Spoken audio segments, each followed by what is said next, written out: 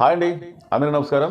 ఈ మధ్య సోషల్ మీడియాలో అల్లు సిరీస్ నయనికా రెడ్డి కాబోయే పెళ్లికి సంబంధించి గెట్ టుగెదర్ పార్టీకి ఇటు రామ్ చరణ్ గారు, ఉపాసన దంపతులు, అలాగే అల్లు సిరీస్ నయనికా రెడ్డి, అల్లు అర్జున్ దంపతులు ఒక గ్రూప్ ఫోటో దిగారండి. ఈ ఫోటోకు సంబంధించి సోషల్ మీడియాలో బాగా అలచల్ చేస్తున్నారు, చాలా మంది మాట్లాడుతున్నారు. అదేంటంటే అసలు ఈ పార్టీ ఎప్పుడు జరిగింది, ఎక్కడ జరిగింది, ఈ పార్టీకి ఎవరెవరు హాజరయ్యారు, అంతేకాకుండా రామ్ చరణ్ గారి వస్త్రధారణ గురించి కూడా చాలామంది మాట్లాడుతున్నారు అన్నమాట. అయితే ముందుగా నేను ఒక విషయం చెప్పాలి. అదేంటంటే అల్లు అర్జున్ మెగా ఫ్యామిలీ నుంచి అల్లు అర్జున్ వేరైపోయాడు, వేరే కుంపటి పెట్టుకున్నాడు. మెగా ఫ్యామిలీకి అల్లు అర్జున్కి ఎట్లాంటి సంబంధం లేదు, ఈ రెండు కుటుంబాల మధ్య పచ్చిగడ్డెత్తే బగ్గుమంటుంది అని ఇంతకుముందు చాలామంది సోషల్ మీడియాలో చాలా రకాలుగా మాట్లాడారండి. ఈ విషయానికి వచ్చినట్టయితే నిజం ఉందా లేదా అంటే కాస్తంత నిజం ఉన్నదనే చెప్పొచ్చండి. ఎందుకంటే అల్లు అర్జున్ గారైనా, చిరంజీవి గారైనా, రామ్ చరణ్ గారైనా ఇంతకుముందు వీళ్ళు ఏదన్నా సినిమా ఈవెంట్లో మాట్లాడుతూ ఉంటే కొంతమంది ఫ్యాన్స్ పవన్ కళ్యాణ్ అని చెప్పేసి వాళ్ళు మాట్లాడుతూ ఉంటే బాగా డిస్టర్బ్ చేస్తూ ఉంటే అల్లు అర్జున్ గారు ఓపిక పట్టిన నాలుగు ఓపిక బట్టి ఆ సహనం అనేది అల్లు అర్జున్ గారికి పూర్తిగా లోపించడం వల్ల పవన్ కళ్యాణ్ గారి గురించి ఫ్యాన్స్ అడిగినా కానీ నేను మాట్లాడడం బ్రదర్ అని చెప్పి ఆ రోజు ఎప్పుడో ఒక మాట అన్నందుకు అప్పటి నుంచి పుష్ప 2 రిలీజ్ అయిన తర్వాత తొక్కిసలాట్లో ఒక మహిళ చనిపోయిన తర్వాత అల్లు అర్జున్ గారిని పోలీస్ స్టేషన్కి తీసుకెళ్తాం, ఒక నైట్ అంతా ఉంచడం, కోర్టు నుంచి బయటికి రావడం, తీర్పు రావడం, తర్వాత చిరంజీవి గారు వాళ్ళ ఇంటికి వెళ్ళటం, వాళ్ళందరినీ పరామర్శించడం ఇవన్నీ జరిగిపోయినాయండి.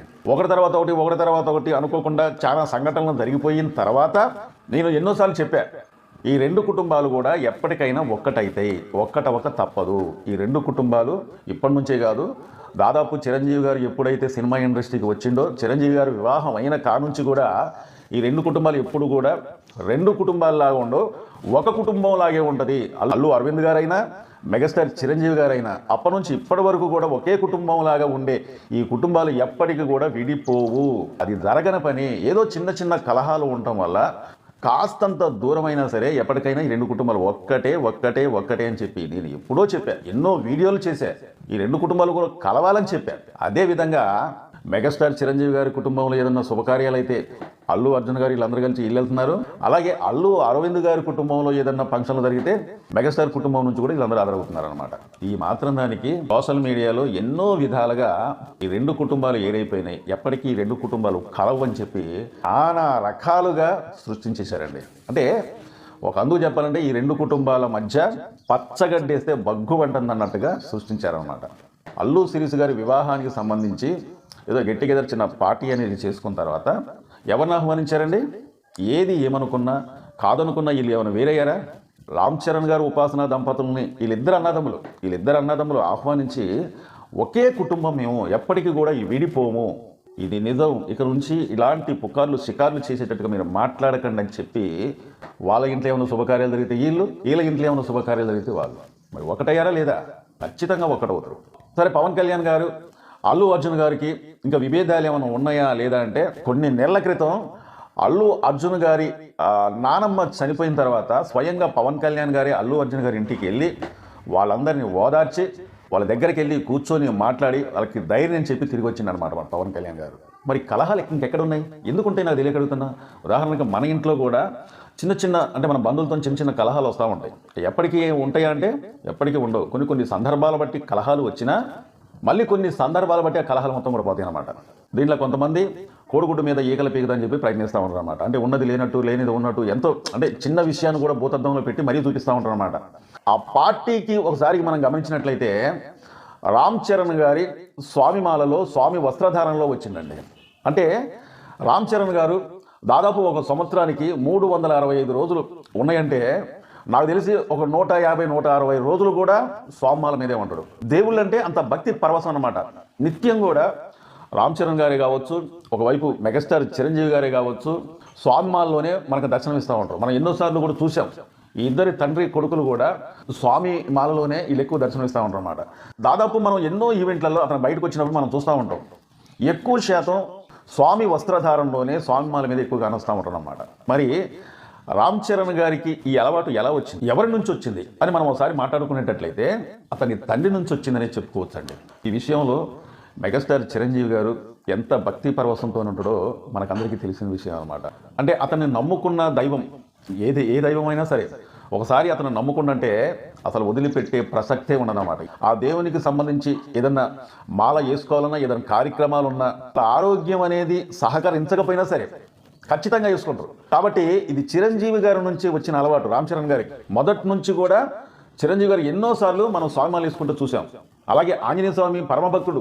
ఈ అలవాటు మొత్తం కూడా మెగాస్టార్ చిరంజీవి గారి నుంచే వచ్చినమాట. ఈ పార్టీలో మనం ఒకసారి చూసినట్లయితే అందరూ నల్ల డ్రెస్ మీదే వచ్చారనమాట. అంటే ఈ పార్టీకి అదొక స్పెషల్ కోడ్ అనుకుంటా. అంటే ఈ పార్టీకి వచ్చిన వాళ్ళు నల్ల డ్రెస్ మీదే రావాలని చెప్పి ఒక రూల్స్ ఏదో పాస్ చేసినట్టుంది. అందువల్ల ఈ పార్టీకి మనం చూసినట్లయితే అందరూ కూడా నల్ల డ్రెస్ మీద వచ్చారనమాట. మరి రామ్ చరణ్ గారికి ఇంత చక్కటి అలవాటు ఎలా వచ్చింది అంటే మెగాస్టార్ చిరంజీవి అంటే తన తండ్రి నుంచి వచ్చిందని చెప్పుకోవచ్చు అనమాట. రామ్ చరణ్ అల్లు అర్జున్ గారి గురించి మనం ఒకసారి మాట్లాడుకునేటట్లయితే ఎప్పుడో చిరంజీవి గారు ఒక చిన్న వీడియో అనేది నేను చాలాసార్లు చూశాను. రామ్ చరణ్ అల్లు అర్జున్ గారు వీళ్ళిద్దరికి ఒక 10-9 సంవత్సరాల వయసు ఉంటుంది అనుకుంటారు. ఆ ఏజ్లో వీళ్ళిద్దరు ఉన్నప్పుడు చిరంజీవి గారు వీళ్ళని డాన్స్ వేయమని చెప్తా ఉంటే వీళ్ళిద్దరు కలిసి ఒకరి తర్వాత ఒకరు డాన్స్ చేస్తూ ఉంటే చిరంజీవి గారు వీళ్ళిద్దరిని డాన్స్ వేయమని చిరంజీవి గారు ఎంకరేజ్ చేస్తూ ఉంటాడు, చప్పట్లు కొడతా ఉంటాడు.